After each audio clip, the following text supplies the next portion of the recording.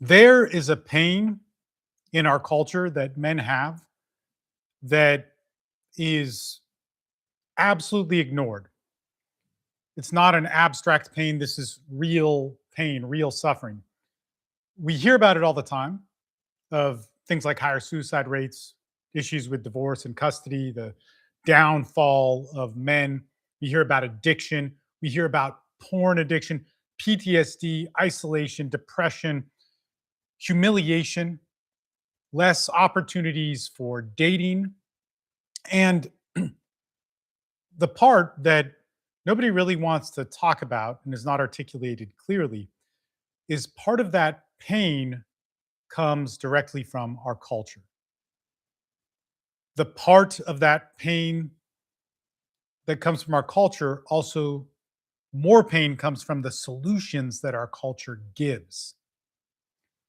And pain that our culture brings, the solutions that come together, they're directly tied together. And until we take an honest look at those things, it's going to create deeper problems that we already have with men. And these are problems where men are radicalized while trying to seek a solution. They become more and more angry. It doesn't actually help them. It creates a bypass for different issues, and men feel good. They think they're getting results, but they still become worse. And sometimes that's in another way. Like if they seek out dating solutions, they might have other problems of feeling extremely angry about society and culture and the workforce. These things all get worse, they get greater attachments. And the fact of the matter is most advice given to the modern man for his modern problems are wrong. This is not evil. I don't think it's intentional, but it ignores huge foundational problems that we have in our society today. And that is that men have pain. They have no direction with that pain. And without that direction, their pain then becomes their identity. And I want you to think about this. I want you to think about all of these different things. There's a core crisis, there's pain without direction, without solution. There's false initiations, a Superman fantasy, an idea of you could be part of this group, and it could be religious, it could be an ideology. There's a false initiation of how we heal ourselves, how we become better, how we become more spiritual, more philosophical, any of these different things. And what happens in this is that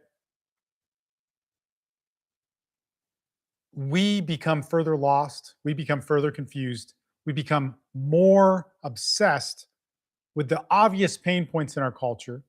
We create reactive solutions and we move into a culture, different subcultures of men that focus on control, anger, judgment, blame, and we don't move towards something better. And we have all the excuses for these things. Don't get me wrong, I understand that that pain's there, but we get caught in terrible, terrible loops. So, this is not going to be a rant. That's about as much as hopefully we get to tonight. But this is going to be a structural diagnosis of pain in modern culture for men. And it comes from my perspective and working with men who were close to me, who wanted real solutions to problems that I didn't realize at the time that most of society didn't really care about or exploited. And I found them. And when I went to go look back at it, it was just so confusing to see that why so many people offered no direction, no solution to very real problems for men in our world, yet always citing them. So let's get to this first part, pain without direction. This is a very simple place to start. Most men are not weak. Most men are not inherently toxic. In fact, all of men are not inherently toxic. Men are not broken, but men are hurting. Men have very real problems that aren't because of a lack of character or just one or two bad choices. And every single male emergency that has been my job to solve, whether that's a custody case, that's some parental alienation, that's addiction, that could be PTSD from addiction, war, whatever, the male loneliness, the abuse that is never answered, the same problem shows up. So all those things are very, very different, but the same backbone is to all of them. Problems different, but the structure of the pain and the solution is always the same. So there's pain. It's usually ignored by culture when they try and voice it, or when the man in pain is trying to voice it, it's denied, it's diminished, it's somehow invisible. And there's no real process to pass through that pain. Oftentimes there's a quick fix offered. Oftentimes there's different uh, symbols of what it looks like to be healed from that pain. And the thing is pain and suffering, tragedy, trauma is not new. What is new is we no longer understand masculinity, where it comes from. We no longer understand what it means to be a man. There's a huge hole in this. Okay. And there was a time, and I don't want to romanticize it. It's not perfect. It's not anything that I think is a good idea to go back to, but there was a time where manhood, masculinity was not defined by themselves. So it was not self defined, and it also wasn't defined by the extreme pains of that culture, like being alone or like losing in your custody case, like being powerless to see your child. It was defined by first nature, and this would be how you survived, how you hunted, how you built shelter, how you protected, how you cooperated. And nature confined many different restraints. We hear so many people talk about this. And in my opinion, it's oftentimes a fantasy. When we get into evolutionary biology and psychology, there's this romanticizing about what it was like to be the primitive man. And it would be so great because we didn't have these social problems. We need to go back to it, but with all the decadence of modern culture, where men, then it translates into power and all these weird fantasy narratives. Okay. And then after man was defined by nature, we had hunter and gatherers and lower forms of civilization and all these different things. And it built up and built up, but we still didn't have these complex societies. And this was most of our evolution. Then elders would come in and they would build a culture. And you knew them. There was definition to that. This responsibility, this culture, this overall narrative shaped the young man, the boy. It shaped everybody, the girl to the woman, and so on. And now culture sits on top of nature. We hear this argument all the time, and I'm not trying to say go back to nature. If you're interested in that, go back to actual tribal living and do that.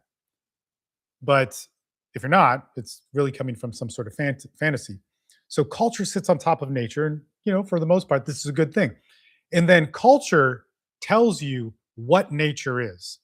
And this is where things start to go wrong. We lose our point of reference. Masculinity, femininity is no longer defined by things around our nature, whether that's the forces of nature or it's a less complicated society. No longer has points of reference to that.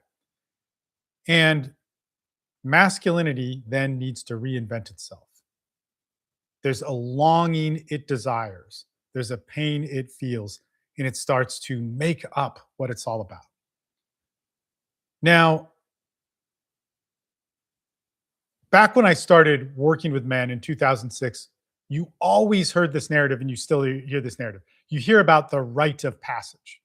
And this is what I'll call the rite of passage lie. So when I started, working in seminars and talking to people, you'd hear these other people, and there were people that I worked directly with, and they would say that men are missing initiation rituals. They need rites of passage. And this has been a narrative that was in the 90s, predates all of my work in this and when I was a young man. And It sounds wise. It sounds like a smart thing. It makes sense, but it's also incomplete because initiation is not an event. It's not a weekend. It's not something where you build a self declared identity. It's not something where you get to decide to do. It's something that you would have to do. So these were the real rites of passage that we see in different societies. Now, also, those societies had a defined culture. Where we see in rites of passage now is it's this thing where I feel less than or weakened and I want to reclaim that. And that feels good. And there's real truth to that. But you choose where it goes. There's no elder, there's no culture. In fact, a lot of times there's a renunciation of that culture or a denouncing of that culture. You no longer have any guide, and now you're the guide, which is real interesting because so much of modern male pain comes from not having an identity. So the modern man gets to initiate himself. He gets to initiate himself. That's usually built off of his pain, meaning what he wants to find strength in or power in is the fear of ever being without that power, and that's natural. And this becomes extremely unstable. This is part of what creates the new problems. And so here's part of the formula. We now have these pains in our modern culture that are consistent. We hear about them over and over again. Okay, we hear about the divorce that killed you. We hear about the custody battles that are unfair, the lack of rights that men have, the greater depression, the greater suicide rates, the greater addiction, that more men uh, have problems with addiction. We hear about the issues around sex. We hear about the issues around dating. We hear about the anger towards feminism. And with all of that pain that is real, that does exist, it should no longer be minimized or diminished. We have no elders. We have no culture. We have no point of reference to our nature. We have no structure of responsibility.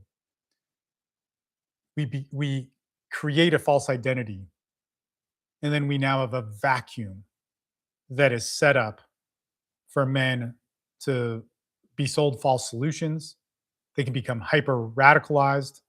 They have a situation where their natural needs are not being met, and it makes somebody crazy. This is where so many men are starting out with today. A false identity will always collapse. And this is because it's built upon injury and not character. And this is just one of the saddest realities that I've lived in for the last 20 years. So I want to talk about the cultural split. In our culture, we have two dominant solutions to the problems that men experience. The first solution that men have is that men are damaged. We need to detach from masculinity, that masculinity can be toxic, that these are choices. They're not part of our nature, and that if we continue to be masculine, we'll deconstruct endlessly. This is the politically correct solution, the feminist solution, and so on. But then we also have another solution offered that says we need to be hardened. We need to be more masculine. We need to find dominance. We need to reject the culture that lies to us. We need to become alpha. And these two solutions, the politically correct solution or the men's rights or hyper masculine solutions, they appear to be opposites, but they share the same flaw. They both try to remove pain too fast. They don't honor it. They find quick, fast solutions, image-based solutions. It's always a cultural solution to the problem of this. They ignore our nature or they distort it. That nature is put through a filter of what our culture sees. So the idea of being alpha is compared to these fantasies of what masculinity is or anthropology is, and it's cherry picked, or philosophy, stoicism, or they take different parts of religions and make it work for them. Or it could be that we get into that politically correct version of where, this is not your nature. The real nature of man is this, And this is taught by culture from the patriarchy in the secret book of how to be a man, or, actually, yeah, I'm being facetious there, but in the way that our culture has programmed men to not feel, not ask for help. And so now they're obsessed with competition and sex and hurting people and power. And so masculinity is not something that is toxic. Masculinity is not something that was created by our society and culture. Masculinity and femininity is starved by our culture and then given misdirection, misguidance on how to fulfill those things. And this is where those things are the same, those two different directions. The politically correct solution and the hyper masculine solution seem like opposites. They argue with each other all the time. We probably relate to little bits of both of them, but they fail in that same way. They're not fulfilling. They create quick fixes and they create a new kind of pain. So instead of integrating that pain, they build an identity around it. There could be an angry man, a hyper optimized man, an ideological man, a religious man, a pornified man, a man obsessed with fantasy, the alpha man, all these different things. And this is all propagated by leaders within these circles that gain leadership from being the loudest internet voices. They don't necessarily have to be the wisest, they have to look that part. It's whoever can win the debate, but it doesn't really matter if you're right. It matters that it sounds good, you can understand it, it's packaged in the right way. It fits the markers of what the image of strength should be. And again, it misses out on this thing of initiation, yet it seems to fulfill that for so many. We've had now marketing, sensationalism, and all these different things take the place of a rite of passage or a virtue. And the work and the road towards that is ignored. So this vacuum that we feel, this starvation that we feel, these pains that we have that are constantly delivered solution after solution, it moves men further down on this path of a need to idolize. We look for the internet alpha, we look for the celebrity Superman, and we start to see a death of virtue, of real masculinity, of the natural sides of you that are so great that we forget about. Now, this vacuum creates one of the worst things. And this is where the tragedy comes for men over and over again. Again, when we get to men who go through custody battles, the real heroes who, for the love of their kids, learn how to fight in a court system where they have to go against their nature to learn it. The war vets who sacrificed everything to the point where things stopped making sense in this world. The true act of valor to serve, and they're ignored. The addicts who are so prevalent that everybody lists as their lists of male traits of where we suffer, that get clean but don't fully look the part of how that should be. And this is where we start to look at the false Superman. So the unanswered male pain is always going to look for something powerful.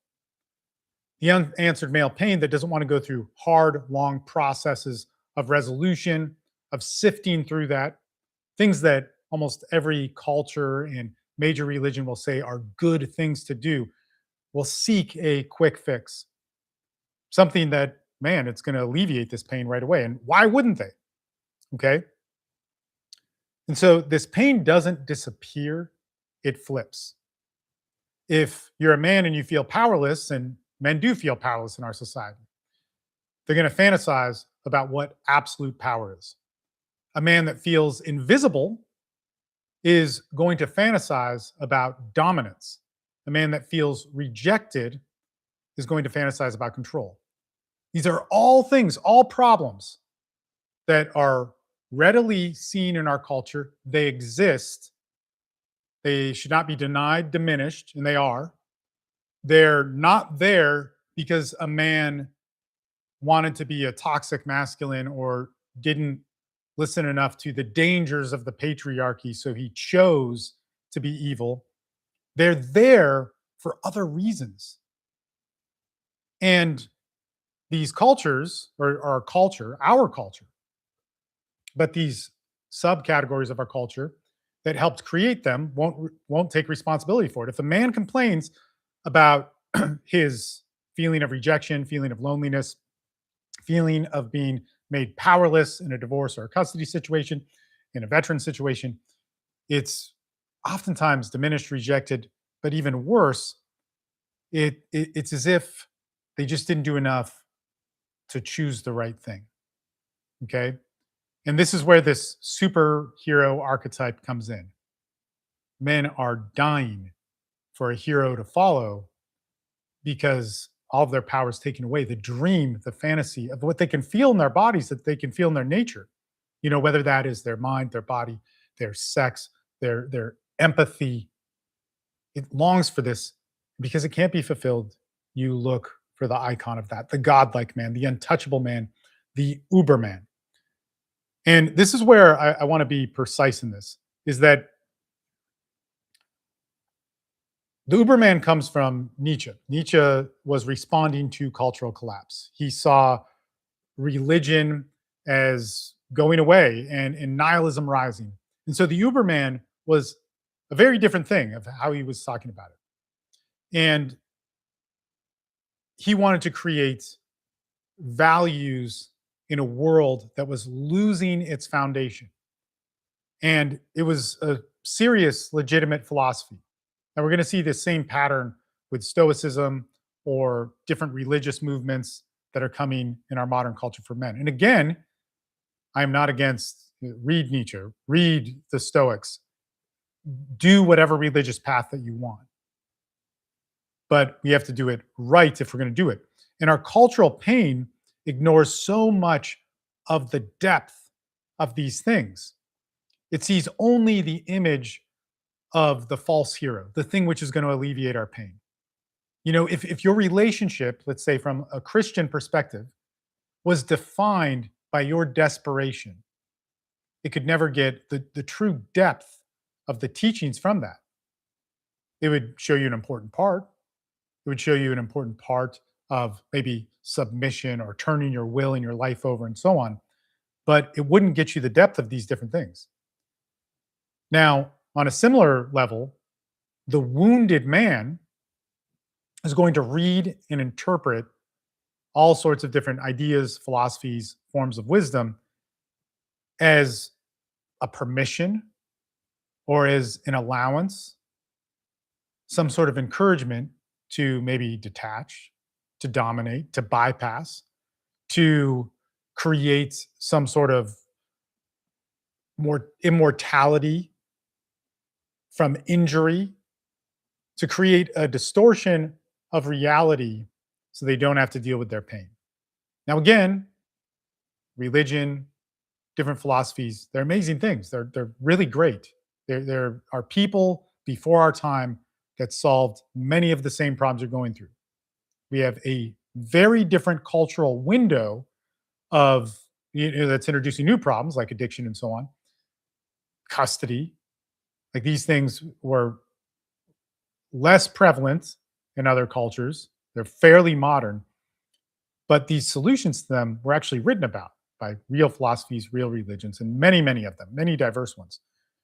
But when we look at this, we look at modern day philosophy, modern day religion, modern day solutions, or modern perspectives on old solutions, proven solutions, as permissions to initiate ourselves, permissions to do what we want, permissions to rewrite the rules. Okay, permissions to have an identity that is going to alleviate our pain and our suffering.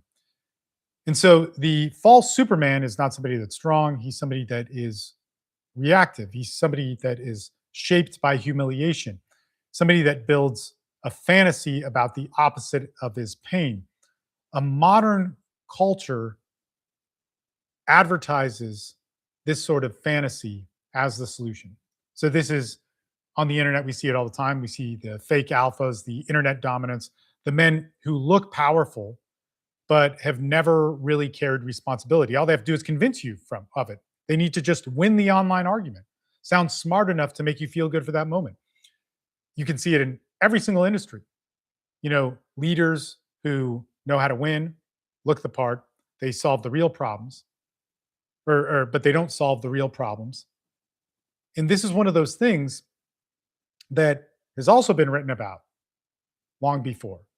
Something that Plato warned us about. One of the things that he cited is that democracy always fails when persuasion replaces wisdom. So, one of his critiques of democracy, so I'm not trying to make an argument of these things, but one of the critiques that he had was that all you needed to have was somebody who looked the part. And we never had somebody to be the part. This was no longer tested. This was lost. This was forgotten. And it couldn't be remembered until there were major, major societal problems. And so when image replaces virtue, when an ability to look like a winner replaces why winning would be important, why excellence would be good, why personal expression, you being the definition of that, would have some sort of beneficial force within you to your identity, you build your identity out of something fake. And where this comes from is nature is cut out, responsibility is bypassed, virtue is no longer seen as something that is developed through experience, through hardships. It's seen as something that is gotten quickly. Pain is never metabolized or worked through. Real strength has no meaning when you can have the appearance of it. Accountability just needs to sound good, or integrity needs to sound good. Discipline means nothing because we can get something for nothing always. So when we have this false initiation, when we have this false Superman, we have power without responsibility, we have identity without elders, we have transcendence without integration. Nature is rewritten and we become lost men. So where does this lead when we have false solutions that are creating new forms of confused and angry men? We have new lies, new problems. And what I want to get into here is one of the first lies we see, one of the first false initiations that we see, at least in our time. This actually wasn't the first for when I started coaching, but it was in the midway of it. And where this comes from is really interesting because it comes from having a politically correct culture ignore men. It comes from men having real pain that was said to be something else, whether that was toxic or the patriarchy or something that was deserved to be abandoned or unseen or unworthy. It came from a culture that when men expressed their pain, it was compared to women or other people or other countries with, or other people with different socioeconomic backgrounds. When men had certain issues come to the forefront, it didn't have a solution that really guided it somewhere, but maybe guaranteed that it would help. Like in dating, you would hear something like, well, just be yourself. Just care about, like, learn to respect women first. And this is a good idea. It's not a bad idea, but implementing that was very different from what they said. It could be that when you were upset about something or angry about something and you were filled with rage, that was seen as something bad. And because of that, another solution came. And this solution came and it didn't fully answer a problem. And so it ended up radicalizing men. It defined them with false forms of power. It guaranteed that power would have a result, maybe something they couldn't achieve. It gave them false leaders. And once again, we take pain, real issues that men have, and it gets exploited to turn into ideological promotion, self promotion, a narcissistic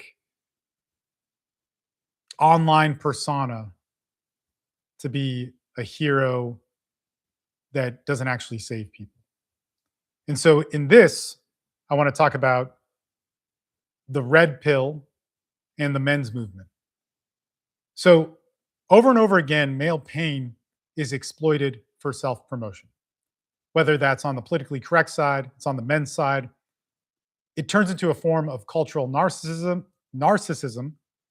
It turns into a form of how we can look good, fulfill these different ideas of doing good in the world, being wise, being virtue, being powerful.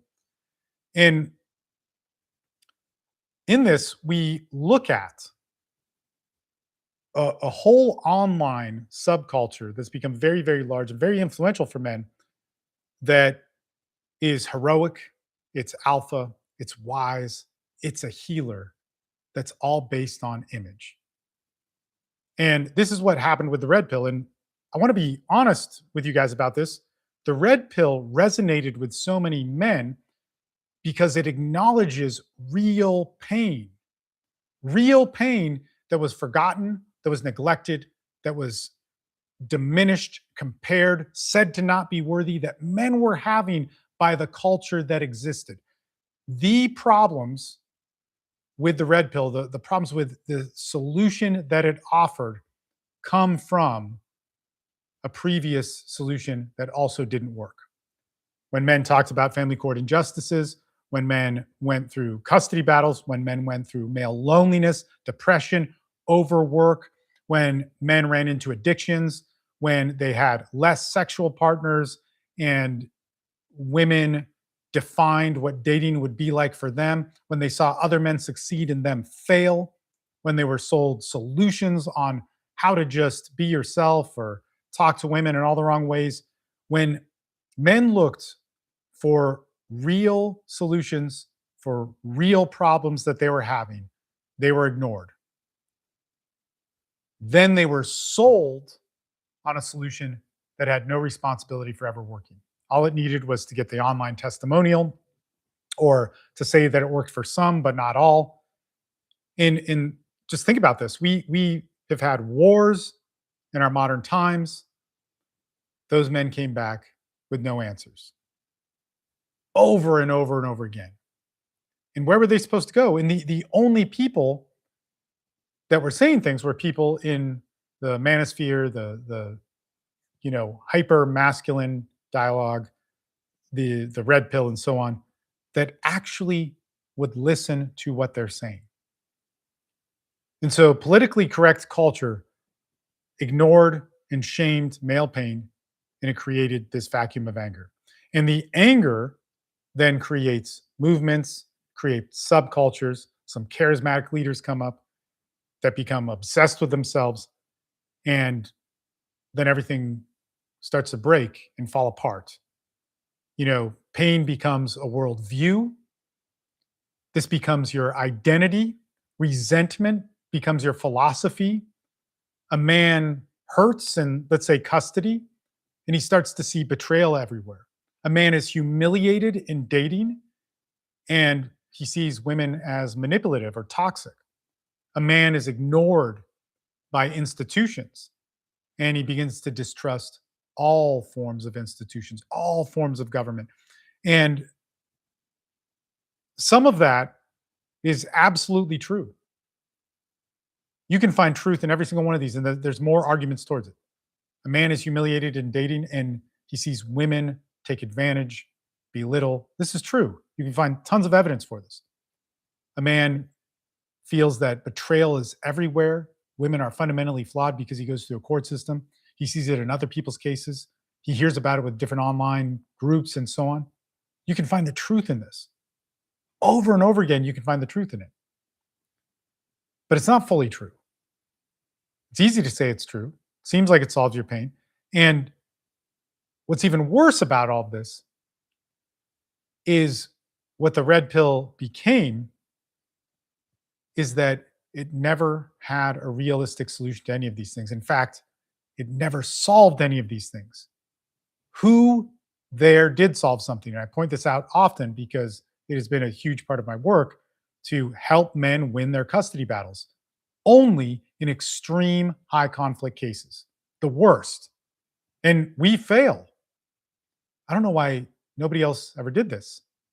When it comes to addiction, I've dedicated much more of my life towards addiction, helping addicts get clean, working with them, and just thousands of hours working on this. Yet, this is something that's brought up as one of the male pains. I never see people working towards this solution. The solutions to these things exist, but I don't know, and I could be wrong, but I don't know anybody in the red pill that created a functioning solution for these people. And so that creates another problem. So what is then the solution? There is a problem. I get it. Like this is where the argument takes place. Well, I was manipulated. There's all these examples of manipulation. You're saying it's not true. Well, let's find the solution. Let's get you out of pain and keep you out of pain for a long period of time. Let's reverse those things. And this opens up a different world. Okay. Now, why does this happen? Once again, okay, there's no actual elders in it. There's people that are self imposed. They're more like influencers or marketers. There's debate champions, people that are excellent at one upping or learning the language of social media to look good. We have fake celebrities, fake heroes, fake men, and anything that's real then becomes invisible.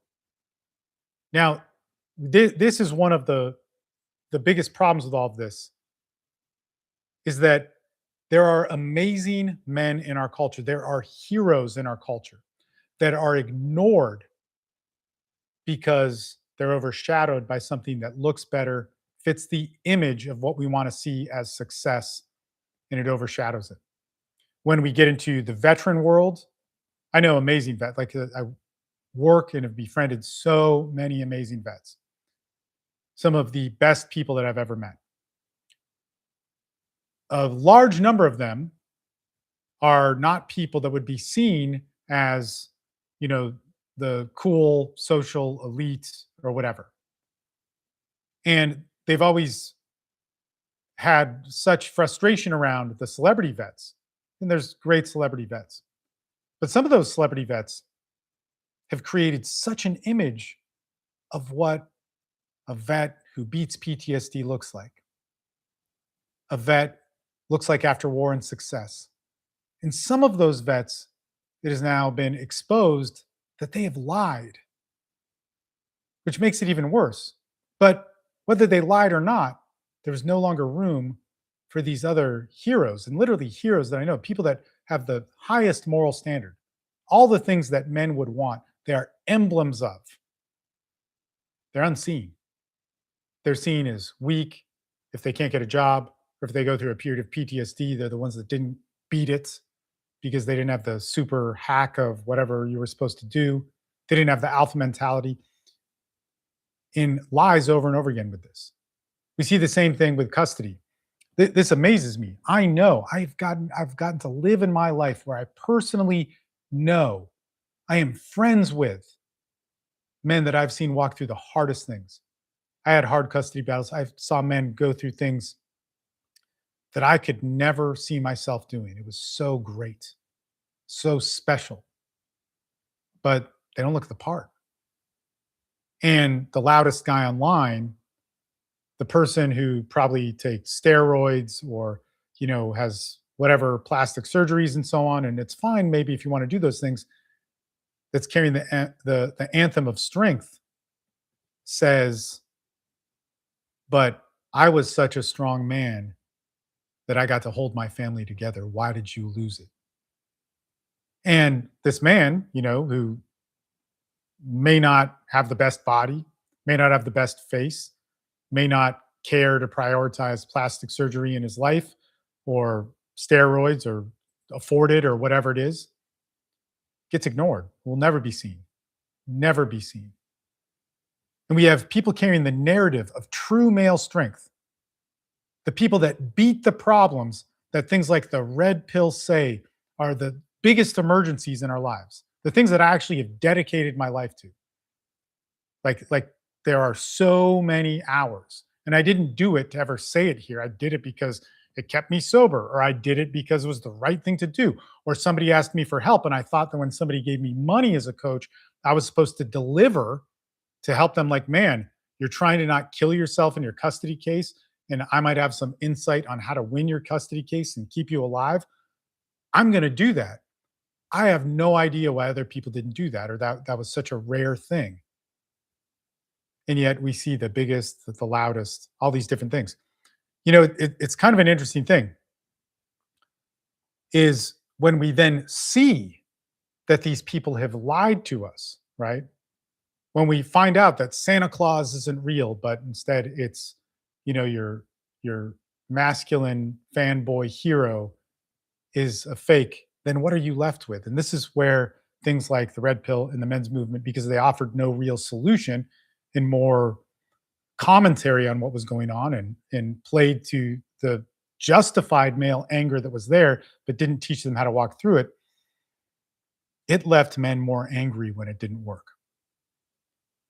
So there's very few men that take responsibility for actually solving the hard problems in their life. And when you see men that actually do that, it is an amazing thing.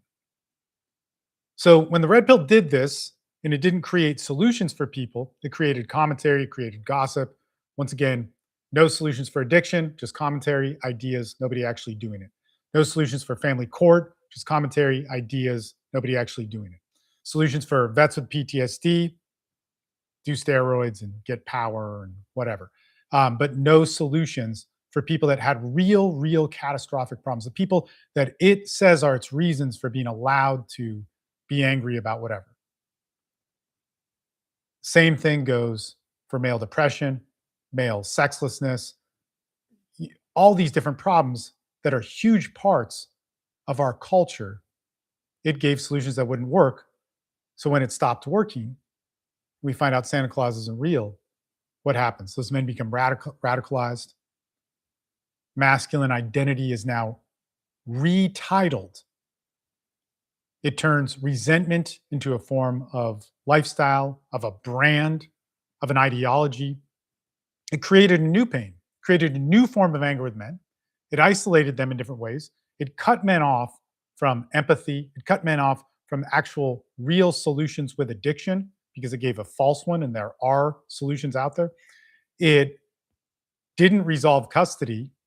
It gave a lot of fuel and ammunition for making a lot of things worse with that.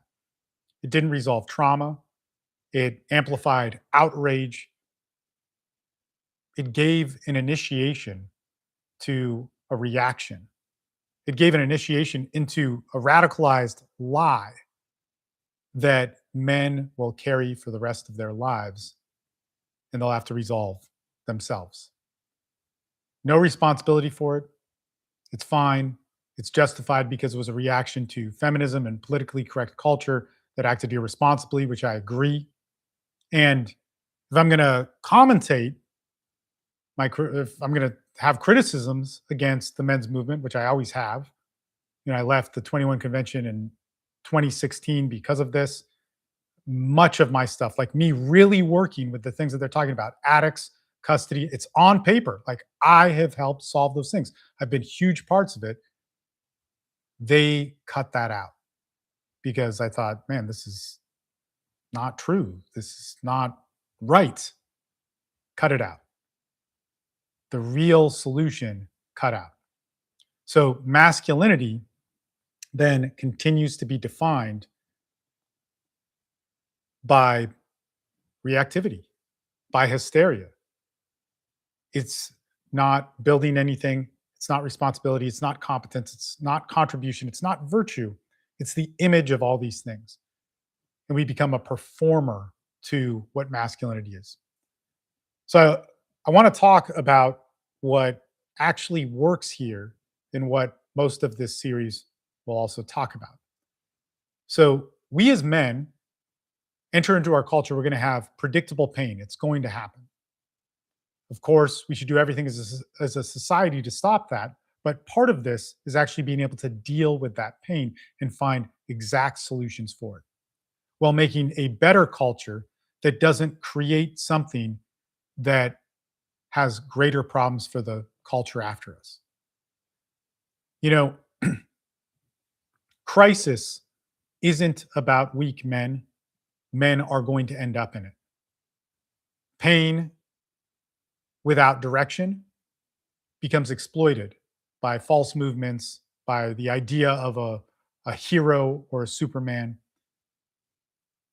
We'll have new political ideas, new religions, and so on that take advantage of this, and we'll have more and more radicalization if we don't take the right measures in it. And what we need most in this is we need people dedicated to real solutions. So if men are tortured by addiction in our culture, we need to find a real solution for it. And there are multiple. There are many. I've worked heavily in them. Most of the people that I know that have died and I've been their last message come from that. It is a hard thing. It's not fun to look at. But in knowing that for 20 years, for working with men in this, dealing with the highest level of trauma around that and the most amount of people, when I heard men's rights people talk about that, is a topic to rile people up, to get people mad, to get people on their side and not solve it. That's not just insulting, that's almost sacrilegious to what I have seen of the real heroes of people struggling with that. When it comes to things like custody, we have to solve it, and there are solutions. It's not just me. I'm a fairly average person. There's clearly some unique things about me. But I went and sat in family court. I watched it. I looked at it. I then talked to men and I said, I'll help you with this and I won't leave. Even if I don't know the solution, I'm going to help you. And then we found solutions. And like earlier tonight, we had a call. This was amazing. We had 22 guys on that call. And there was an expert witness talking about how you work with different third parties, these things that mystifies men and family. It screws them over. It loses custody over and over again. It divides families. And I just think to myself, why didn't I find this sooner? Why didn't I get this sooner? It was pretty easy to find. It was pretty easy to reach out to these people. There's many solutions to custody. It's very complicated, but it's there. It's there. Just like addiction, we're all victims. It's pretty freaking bad. There's a lot of corruption. We need to change stuff. We need to burn it down or whatever and rebuild it. Solve it now. PTSD, there are definitely solutions out there. That and addiction have the most amount of resources. And I get it, there's a bunch of false front doors to it. It is there. If you have issues around male loneliness, depression, we need to find the solutions to that. So it's not just you find it.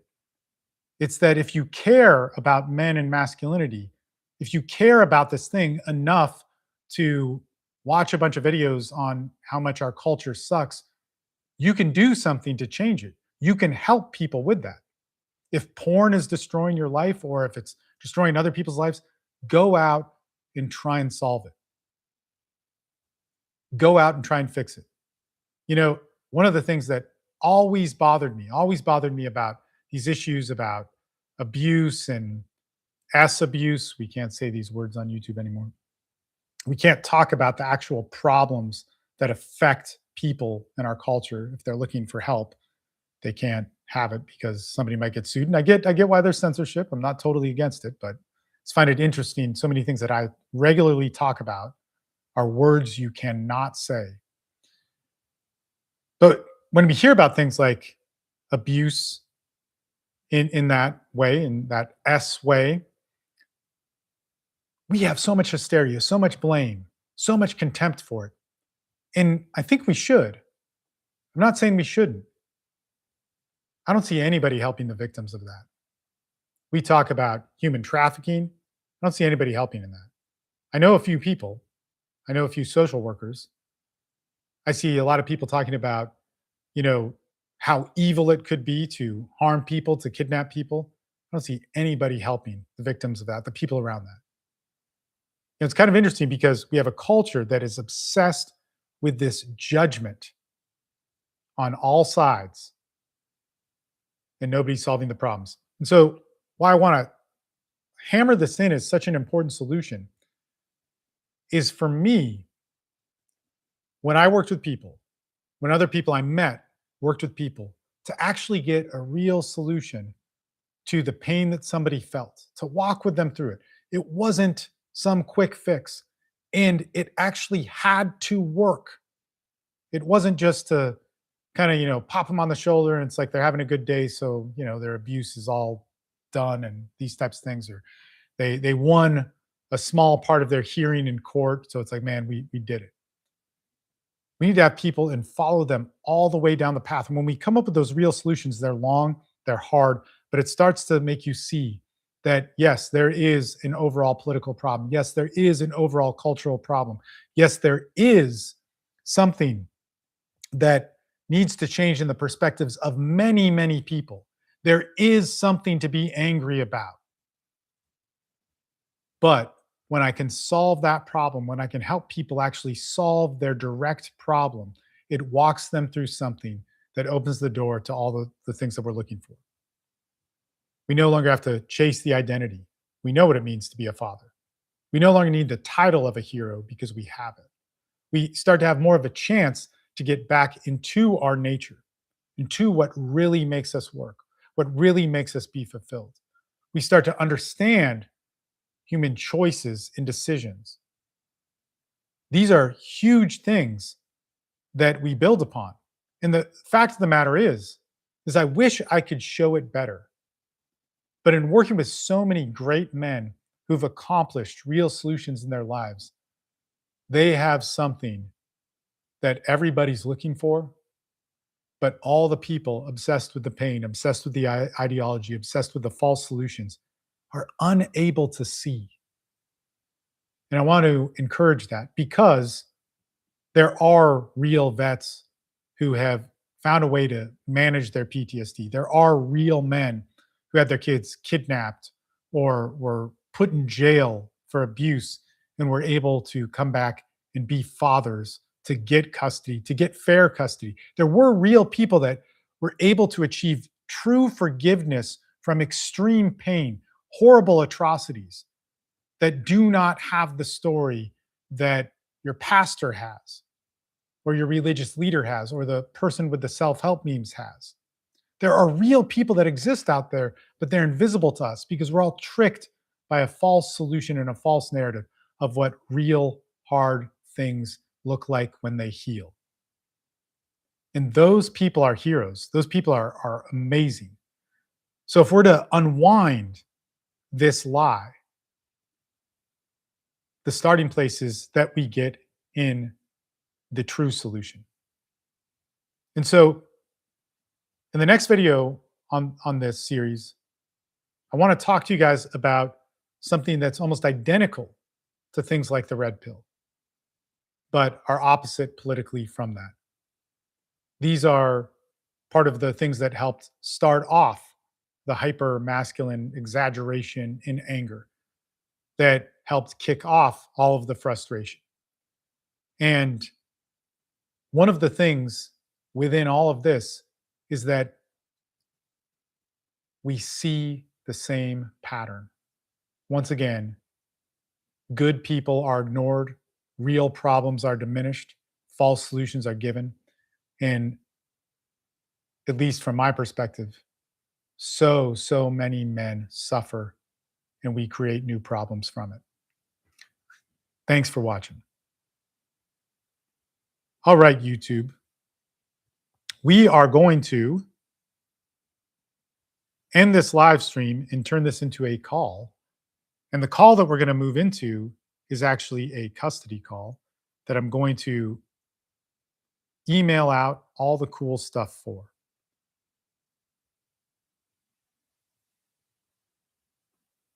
So if you're not on my email list, you should get on it. And if you're not subscribed to this channel, you should subscribe to it because it's a newer one. And yeah, that being said, let's get on that call and actually talk about our real problems instead of just talk about them on YouTube. All right. Later, guys.